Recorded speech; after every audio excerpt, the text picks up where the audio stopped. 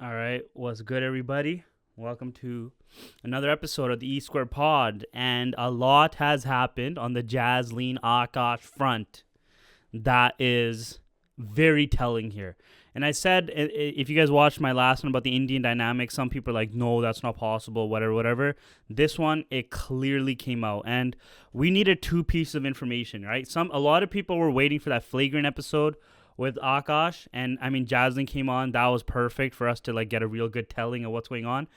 And the second one, if you guys really understood, was the Brilliant Idiots episode, because that's where we were going to get the truth. That's where it wasn't going to be about what's Akaash feeling, what it was going to be like, whatever. And right off the bat, what does Brilliant Idiots say?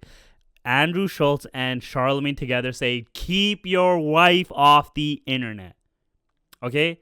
Schultz is saying that in unison with Charlemagne. What does that tell you? That they know she is causing a mess and completely clowning Akaash. And it's rightfully so. This is Akaash's wife's fault for the fact that, or this is Akaash's fault for the fact that he can't like control his wife. And I think that was more telling than that charade of the Flagrant episode. Like, the Flagrant episode was basically like a meta clowning, where I don't want to say it was a humiliation ritual, because a lot of people say that for things that are clearly not humiliation rituals, but that was like the way they're dressed and the way they're like meta doing commentary was just completely like they were making fun of him. It was Jasleen was in on the joke because she's just stupid. She doesn't know. She's just dumb, right? But Akaash just had to keep taking that to the chest. Just keep taking that to the chest. And the way these guys are reacting on the pod, it was dark. And so, all right, you guys are getting the Indian dynamic here. Okay, this is where I will shoot Jasleen bail. The Catholic schoolgirl thing, if you watch some of my other episodes about women in the Sikhs world, the Catholic schoolgirl repressed archetype is very true. It's very factual, and this is because of the fact that many of you guys don't know this, but like arranged marriages, maybe you guys do know, arranged marriages are very prevalent, especially from like my parents' generation, the same generation as Jasleen. Like, technically, she's only like 3 or 4 years older than me, and I guarantee you, like, her village in India, like, I would know it, and like there's a connection there because she's from Punjab as well, right? They even talked about going to the Sikh holiest site, Darbar Sahib, Harmandir Sahib, Golden Temple, whatever. So in the culture, arranged marriages happen, and because of like a Sikh orthodoxy movement that was happening in the early 1900s, sex is only for procreation. Like, there's no such thing as like like non-productive sex is bad, which means like having sex for fun is like, what the fuck are you doing? And so because of that, sex is just viewed almost as like, have your kids, call it a day, like focus on your life and stuff. So I could totally see that the repressed nature is for real, because she never saw like public displays of affection between her parents. I could probably bet you she's never even seen her mom and dad hug each other. Like, fully, I will bet that she's never seen what that relationship is like.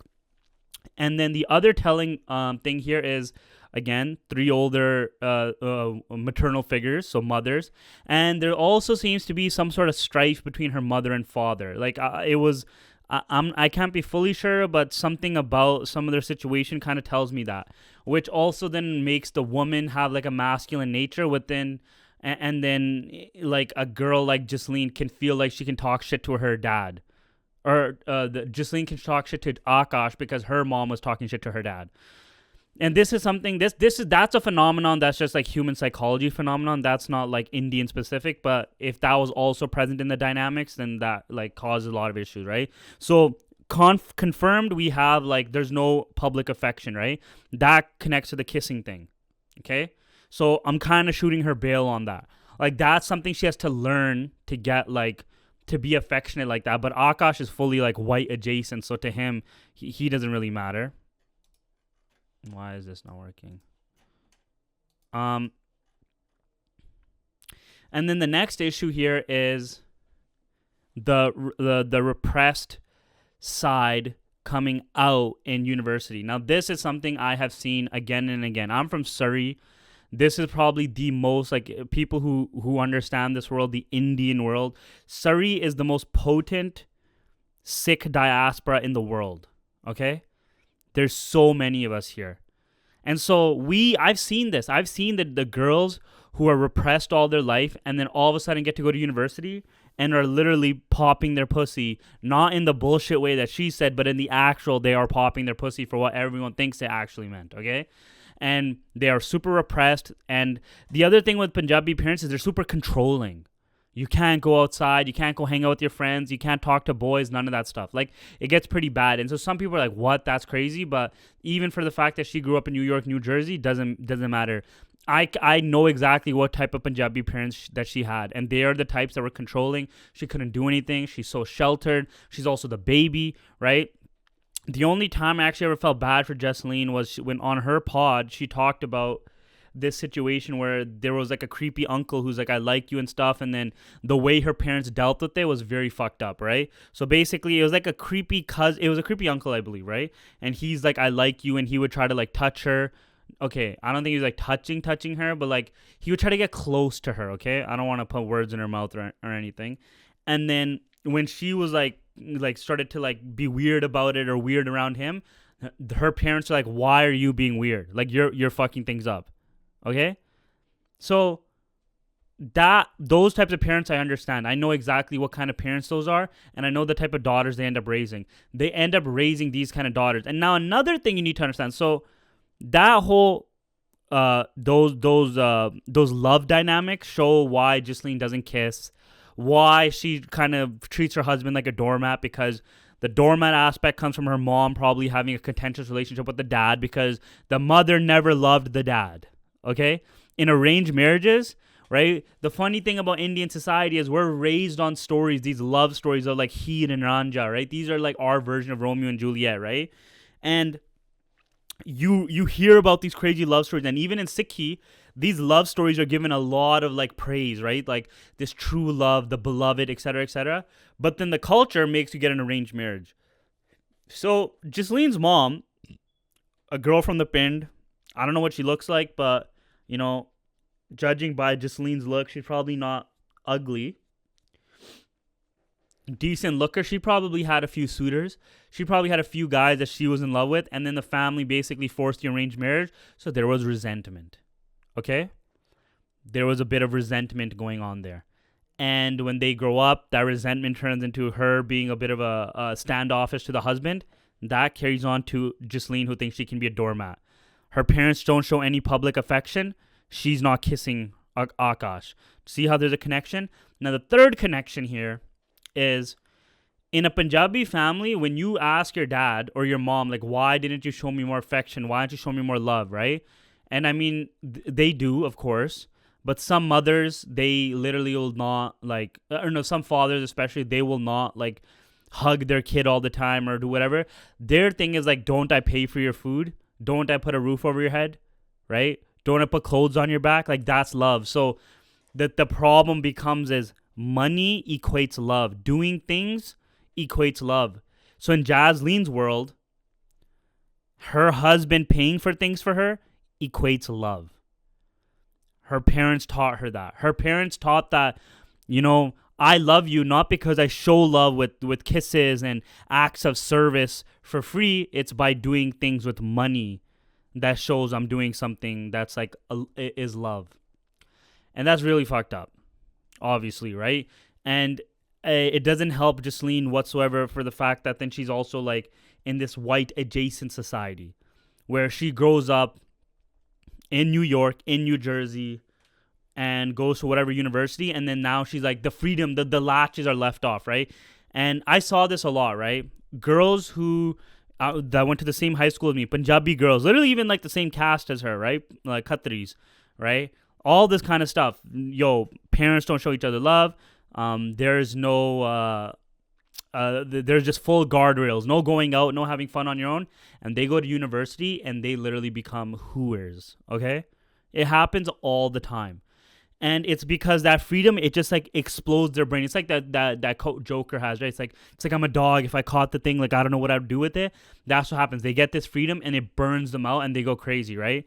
And she lies on the pod, right? Like the reason why Andrew Schultz guys got her on wasn't so they could really help Akaash, and they was to help Akaash, but it's more so like, let's basically show that Jasleen isn't as bad as you think, because then it will make Akaash not look as bad. But Jasleen lied, right? Now, I don't know how you guys would claim bodies, but like, if there was a dude that you can remember, and Jasleen has this, that was eating your pussy on your period, and you can remember that memory, that's kind of a body, yo. Like, that's not like, he's not like a fucking, he didn't fuck you, but that's still like a body. And we also know that Jasleen is somebody who has to get off with like rose toys and dildos and shit like that. She can't just like think of her man. So she might be thinking of like back in that day, right? And so the fact that like, okay, let's be fair here, right? Maybe the popping the pussy thing was really what she thought it was, that it just meant that you're like getting your shit together, even though like most of culture knew that it was basically getting like pretty fucking freaky with it, right? But fine, let's give her the benefit of the doubt. But the fact that that era is also when she was sucking dick, because she says that she was giving head and that she was getting head, and then she reflects on those times with such fondness when she had so much attention to her. I mean, what does that mean? Okay? What is that? I mean, the conclusion I'm drawing from that is clearly that, like, this is not a good woman to have as your wife. Off those things, right? Then there's other things. There's clearly other things from this, right? No offense to anybody who's taking therapy or who sees psychiatrists and stuff, but like, your girl being on SSRIs is a huge red flag, all right? Women truly never recover from that. It completely cooks their brain, mangles them, and I think that's what kind of makes her like, ooh, I'm just being stupid, because the SSRIs just being like, this is stupid, and having zero self-awareness, wanting to be famous, this is the worst possible concoction of a woman that you could have, okay? She's trying to outshine you, and that's why the Brilliant Idiots episode was perfect, because what did they say? Never let your girl be on the internet, especially when you are, because it can only be bad for you. It can only fuck your things up, because everyone knows that's your girl, and anything she's talking about is always going to be like, is she talking about Charlemagne? Is she talking about Akaash? Is she talking about Andrew? Etc., etc., okay? And so there was just a lot of low-key lying in the pod, right? Oh, I had no bodies, but you did have real sexual experiences. Jasleen talks about this, like, oh, you think Akaash never? Yeah, Akaash literally like dry humped a chick. I could tell, because listen now, the thing with Akaash is like, he's a bummer, right?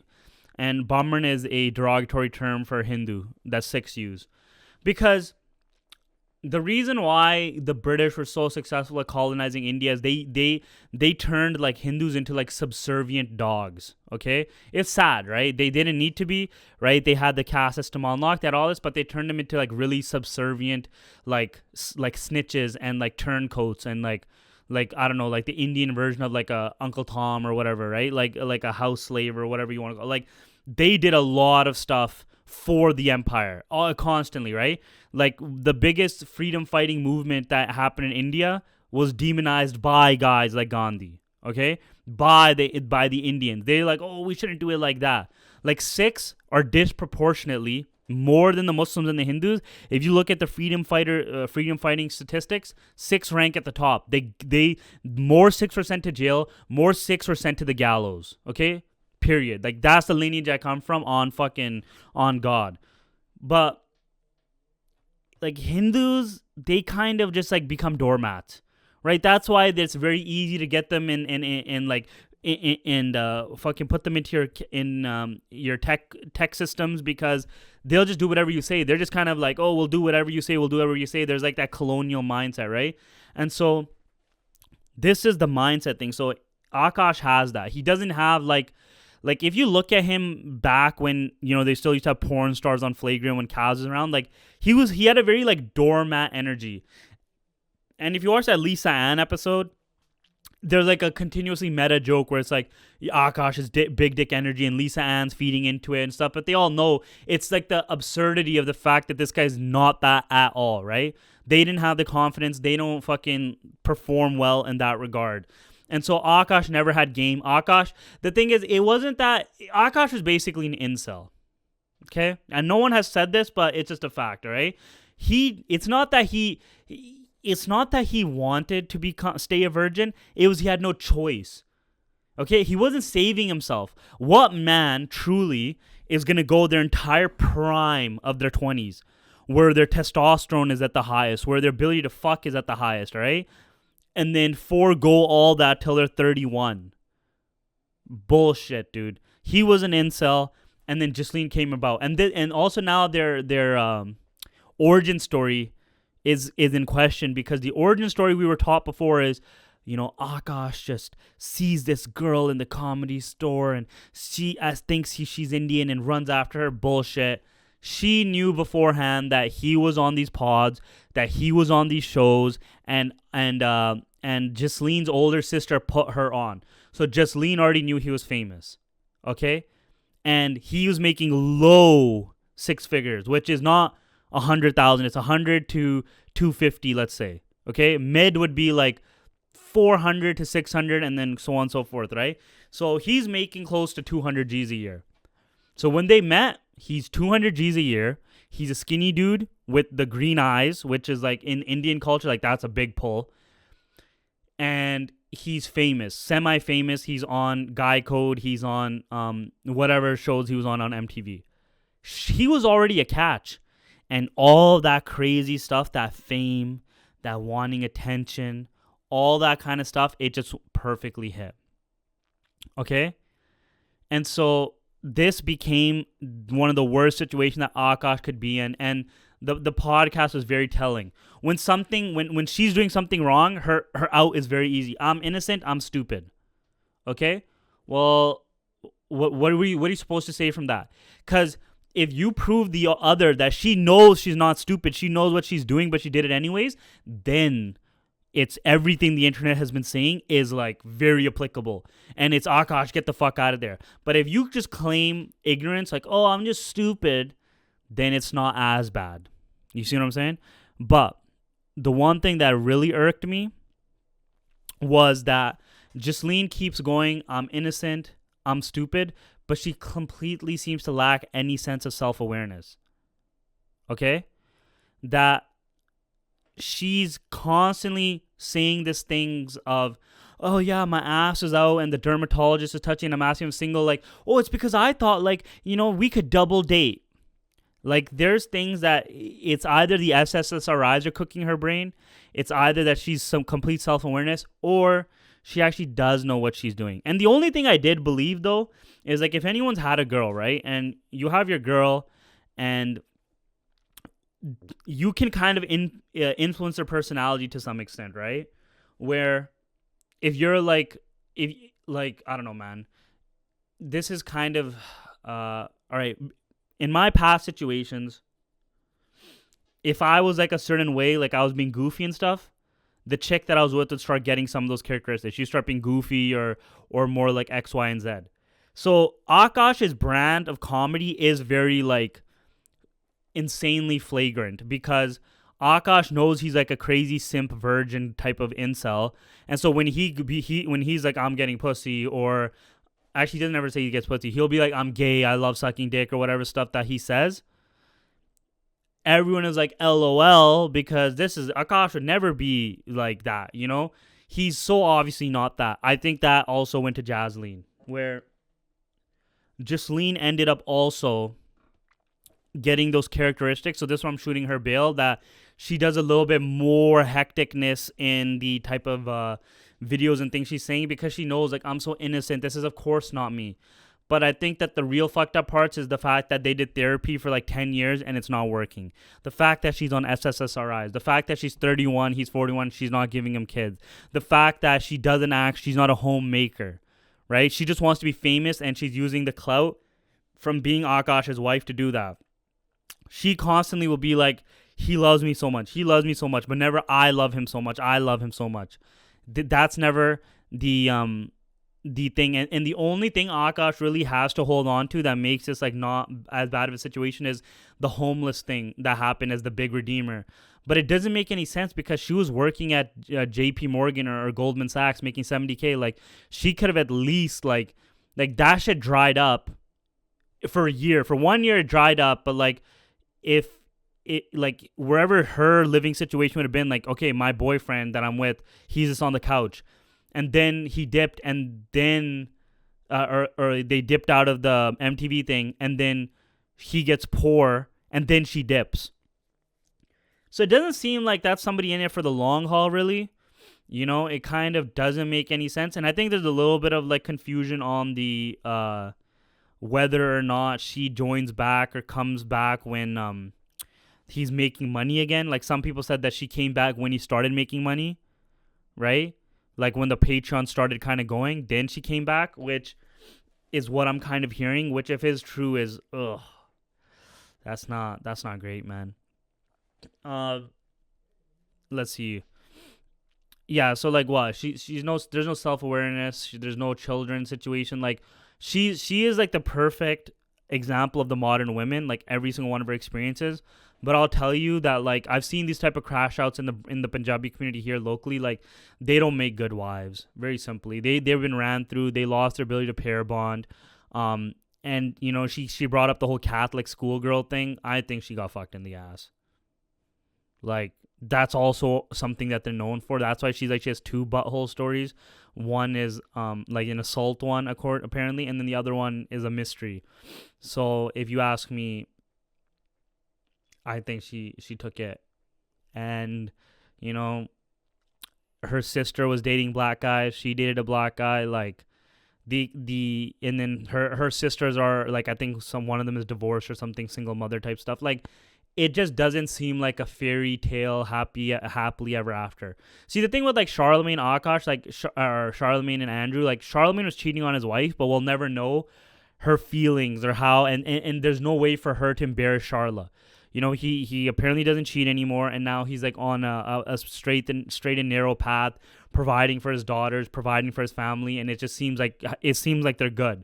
Same with Andrew and his wife, but with Akaash and Jasleen, if you want to see, and Charlemagne's like, yo, tell her to get off the pod, like, tell her to stop the pod. He literally says that. If you want to know whether or not Jasleen learned her lesson from all this, she'll deactivate everything. She'll stop doing the pod. She'll stop doing TikToks. But if she doesn't, then she never really cared about Akaash to begin with. She doesn't care about his image. She doesn't care about the fact that his money might be affected because of this. She just has no self-awareness possible. And that's why, fellas, that's why women, don't become this modern woman or whatever, because this is just not the way. What's crazy is just like the amount of therapy that they're talking about, and it's just not doing anything, because I can guarantee you the therapy is invalidating Akaash every single minute, and so that's just leading to his insecurity constantly. So in this scenario, I would just say very simply, Akaash, you won't change because you are a Hindu doormat type of guy, right? I kind of do chalk it up to your religion a little bit, because Jasleen. All right, this is another little Indian secret if you guys want to know. Again, if you watch the cast video, you guys will kind of understand like the whole dynamics. But Jats are lower than Khatris in the caste system. But Jats act like they're the top. It's like the most toxic masculinity thing possible. And that is why, if anyone was following their trip to India, when Akaash tied his turban and spug to go to the Golden Temple, Jasleen is like, this is like a Jat. He's like a Jat. And if you listen to the type of music that Jasleen tells people about the culture, it's all Jat coded. So if this was a Jat, if she was with a Jat, none of this shit would have happened. Not knowing if he was the Jats famous or not, but like the Jats have like a toxic masculinity that would have kept her in check. Akaash doesn't have that. He is being treated like a doormat. And it is sad, obviously. Like, I actually think Akaash might be the perfect B mic in history for Andrew. He is constantly giving him the perfect layups to constantly be better for what made Flagrant good, right? But now, like, it's not like he's an A-list celebrity yet. And Akaash has a lot of things about him that just kind of make him intolerable. Like, I think I saw a comment that was like, when Akaash was on Joe Rogan, he basically doesn't want to talk about anything Joe Rogan's interested in. He's just kind of like a square. Like, Akaash is a supreme square, even though he's a comedian. And so Jasleen isn't. Jasleen wants these experiences. Jasleen wants to do all types of, technically Jasleen, but she wants to have these like interesting experiences. She wants to be a little bit of a party girl. She wants to be out there. Akaash isn't, and I think she kind of resents him for that. That like he's kind of boring, etc., etc. And I think overall, the way this plays out is she's gonna always have the upper hand. She's always gonna feel like she's settled. She's always gonna feel like, okay, because I'm feeling love because I'm getting stuff. I don't need to show love like physically because my parents didn't either. I don't need to be turned on by my husband because his money can keep me sustained. And you guys get to see live time how some of these marriages end up working out, where the husband is providing and giving the best, and the woman is just kind of whatever. Like this is it's basically out there in the open. And I don't think anytime soon, the only way to fix all this truly, like without, it's cooked long term because again, therapy, SSRIs, no children, none. It's all cooked. But the only thing that can help Akaash that shows like he had some balls is if he got Jasleen right off the fucking internet. Yo, no more pod, no more TikToks. I think that'll be the best outcome that you could possibly hope for. That like people are like, okay, Akaash really had some balls to step up. But if she's continuing to post, I don't see it turning out good for Akaash. But with that, this will probably be the last episode that I talk about this, or the only other one, because like it's just like I don't really want to give it too much energy. But other than that, I hope you enjoyed the Indian-esque viewpoint of this. Listen, I'll give bail to the fact that some of the things Jaslene's saying is true, like the parent, the dynamics, all that, whatever. She's like the curse of the modern woman, right? And she's not worse than other women. She's just worse because if your man's famous, why are you trying to mess that up for your own fame? And I've known chicks like this. Even in our community locally, there's like some famous brown guy YouTubers whose woman publicly has said in groups of people like, I'm going to be more famous than my husband. And then they try to become like very open on the internet or public with it. That's not the type of woman you want to be with. It's just very simple. Like she's trying to fuck up the bag for everybody, and that's the thing. Like she thinks like despite her actions, she'll always have money coming in. She doesn't see, and she just doesn't have the intelligence to really see that like this will affect people actually wanting to pay for Akaash's stuff. And if it keeps spiraling, if she keeps feeding, again, there's a beast which is the internet, and if she keeps feeding the internet with fucking clips with all this kind of stuff, it's over, man. It'll be worse and worse. It'll just slowly tick away, right? You have to get to success. It doesn't happen overnight. You have to slowly climb the mountain, step by step by step, right? And then same way, she'll slowly just chip away at it. Chip away. And she'll think, hey, but my numbers are going up. I'm getting more subscribers. I'm monetized. I'm starting making money. But she just doesn't understand, brother, that that's not how this game works. Because once you're gone, it's like Akaash will have no way in hell to reach back up or up, like kind of getting back up on the mountain. Like right now, because of Andrew, because of Flagrant, the fact that Trump and all these people, he's in a good position. But if she keeps chipping away, his image will just be forever tarnished. And it is, right? Like people constantly, they read the stuff, right? They were reading it. You know, she could tell that Akaash is going through it. The only way, if she learned her lesson, she's off internet. But we'll see if she is. I doubt it. But with that, I hope you enjoyed. Trad, Khalsa, Koans are coming out real soon. It's about to be like some real shit. I don't know if like it'll be better than the 48 Laws of Power. It'll be better than any of that. It's gonna be on Amazon. But if you're looking at this, you could check out the Kickstarter link in the bio. I mean, you guys have basically like a couple of days to reserve a copy. Otherwise, you guys are just gonna have to wait for it to like properly release. But like people who do the Kickstarter, they'll get an early edition of it. Other than that, I did want to talk about the Diddy documentary because, like, if you guys understand what Taram is, Diddy has no Taram. And it's things are going to start to end up getting pretty bad for him. But maybe in the next episode, once like a lot of people have digested this kind of stuff. But yeah, I hope you guys enjoyed. Let's see. All right, perfect. A nice little solid 30. All right, have a good one. Peace.